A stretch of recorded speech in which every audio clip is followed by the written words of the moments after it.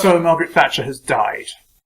Before I start, I just want to say that I think that many of us, including me, have been in a position where a loved member of our family is of a very different political persuasion than we are, but we still care about them, and when they die, that still matters to us and we still love them. I think that we need to bear in mind, rather than sort of some people celebrating this sort of thing, that actually Margaret Thatcher has got a family, people do care about her, and that is a human thing, and it's not okay to celebrate her death. However, I can also understand why people would want to do that, because they feel that their lives, or other people's lives, the lives of people that they love themselves, have been ruined by what she's done. In the sense that, for example, hospitals have been closed down, hospital wards have been closed down, and people have died as a result of poor hygiene, or that people have committed suicide because their workplace was closed down, and they blame Thatcher for that. So I do understand why they take it so personally as well. So, having said that, the next issue is who she was. Well, in a sense, she wasn't right-wing. You think of her as somebody, and she wasn't conservative. You actually think of her as somebody who is obviously very right-wing and conservative, but that is not actually necessarily how it is, because, for a start, conservatism is partly about the lack of ideology, or at least the lack of an explicit ideology, and she had a clear ideology. She was a monetarist. She believed in the principles of Milton Friedman and in privatisation. That's not necessarily a conservative position. The other thing is that, in a sense, she believed in certain areas that public funding was a very good thing. For example, in the police and defence industries and in the army, navy and so forth. She definitely wanted to throw a lot of money at that. So she didn't necessarily even believe in privatisation in all areas. Now, I switched from a position where voting Tory was the kind of thing you did because you just did it, to a Stalinist position, and then later on to an anarchist position during her career. I'm not going to tell you what I believe now, because basically I don't even know. But over that period, obviously, I saw her in various different ways. Before she became Prime Minister, I thought it'd be quite positive, because there was a lot of macho posturing in politics at the time, and I thought, well, yes, trade unions, okay, they may be about the rights of the workers, but they were also very much about machismo, and perhaps even keeping women out of the workplace in some cases, and that's not a good thing. And in the Labour Party, again, run by men, whereas the Conservative Party, whereas it had been run by men, it wasn't anymore because it was run by her.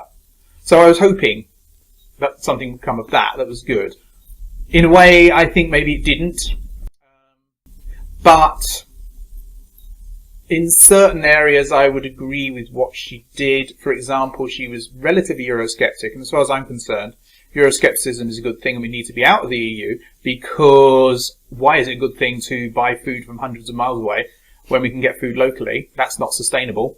And why is it good to encourage a free market over the whole of Europe when we need to look after our own stuff? So, yeah, that's actually something that I agreed with her at the time.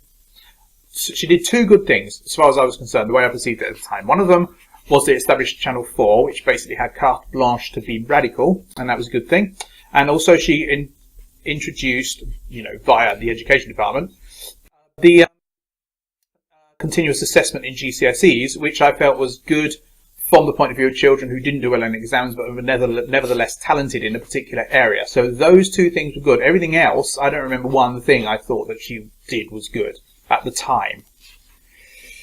Now, she was the first woman Prime Minister, and with hindsight, that was how it was going to have to happen, because, like Nancy Astor, the first woman MP, that's how things tend to happen in this country. I mean, Elizabeth I.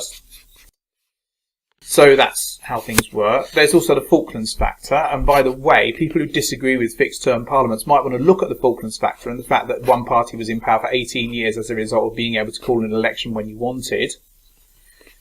And then there's the issue of her breaking the post-war consensus, Butzkelism, where there was supposed to be a tacit agreement between the parties that certain things would not happen and certain things would happen. I don't actually think, some people say that the post-war consensus was actually held in place by realpolitik, and the East-West schism of the Iron Curtain and so forth. And actually, it's a bit of an illusion. And since I have attempted to tinker with history, and as I argue in my Caroline timeline, actually, in order for history not to change course in the late 70s and early 80s, you have to do a hell of a lot A hell of a lot has to be different for that to be the case. So I'm also split between being true to my old self, which had direct and personal experience of the political situation at the time, which may now have faded with memory, and being true to myself as I am now. And I'm thinking about the stories that we tell ourselves that convince ourselves that we are we've always been the people that we are. So in order to be true to myself, I have to sort of, in a sense, be glad that she's dead, but also bear in mind that other things have happened since. Maybe I don't let go of things very well. So then there's the question of whether she's important as an individual, and that comes down to whether politics is an art or a science. If politics is an art, then Margaret Thatcher is somebody like Shakespeare or Leonardo da Vinci.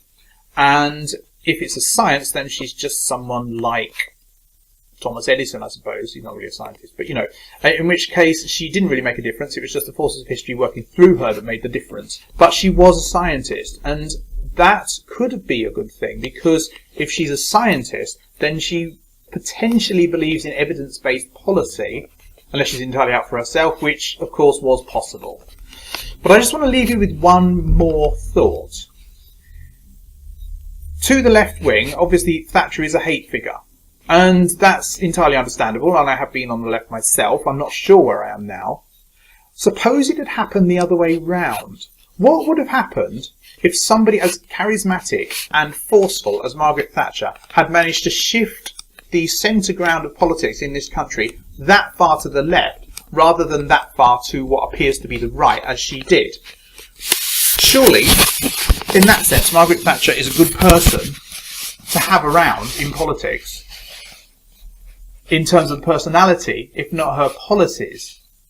And I think that that means that we need more people like Margaret Thatcher.